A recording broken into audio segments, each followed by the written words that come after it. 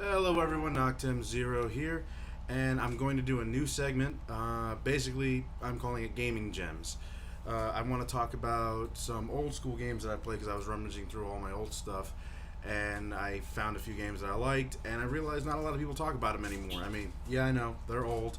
They're, nobody's really playing a lot of the older stuff now, but I feel like a lot of the younger generation have been missing out. Like my nephews, they're kind of the reason why I'm doing this too.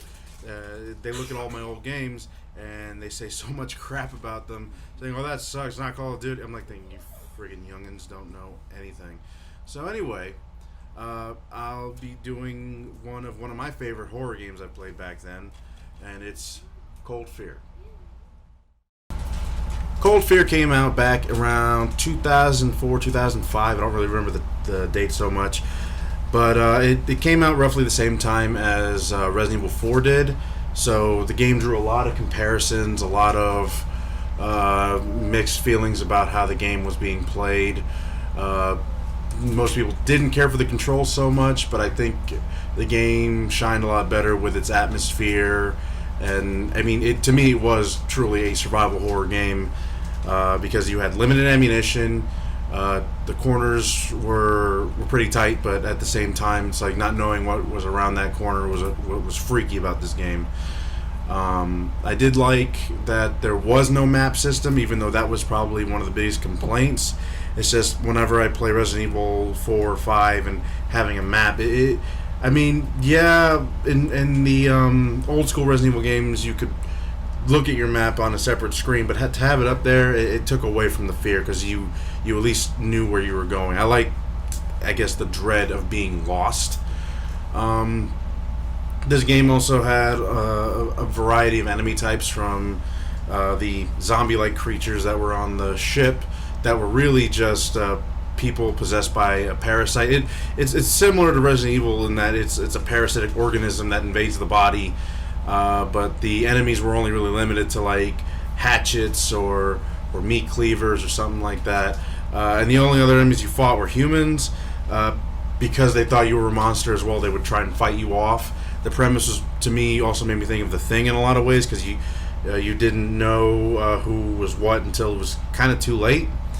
The story's about a Coast Guard named Tom Hansen, who basically was sent to this ship in this winter storm or something like that, and that the another team went in, they got wiped out, so they were called in to investigate this ship that got lost at sea, basically. I'm not going to say too much of the story because I'd rather everyone experience it.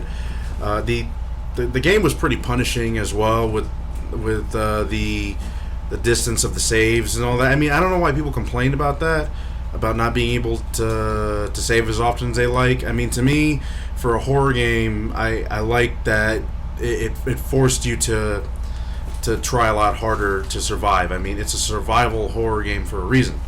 I mean, I understand games like Outlast and Amnesia had the feelings of dread and being hunted down by all these monsters, and that's what I liked. But in Cold Fear, I felt like there was a balance because you could fight them off, yeah, but you also had a very, very low supply of ammo. I mean, I remember playing and I have like a pistol, I think a machine gun. I don't remember getting a shotgun in that game. It's been so long, but I mean, I just don't remember a shotgun. But I just remember that getting ammo was pretty tough, and besides the fact that the ammunition was pretty hard to come by, there was a lot of backtracking. The game itself, the layout was pretty small because you are on a ship for the first half of the game and then an oil rig the second half. So there really isn't much to it in terms of that, but it's like once you have the certain item you needed, you can proceed. I think the length of the game is about 7 to 8 hours, so you got a good amount of game time. And again, it's a little diverse. I wouldn't say 100% it's like Resident Evil 4. I mean, the over-the-shoulderness is kind of similar, but I feel like Cold Fear is just a little bit stiff, but it at least it's still a playable game. I find it, like I said, I think it's fun. I think they could have done something more with it. I mean, Ubisoft had something here. I mean, it's like what The Evil Within was doing a couple years ago. And The Evil Within, love that game. I played that a bunch of times. I just feel like the resource managing in The Evil Within went from survival horror to Resident Evil 5 all over again. But in Cold Fear, I didn't feel like I was kicking a lot of ass, because half the time I was freaking the hell out, and I would always find myself getting killed because I didn't have enough ammo to take down enough of the monsters, because you can be swarmed in this game.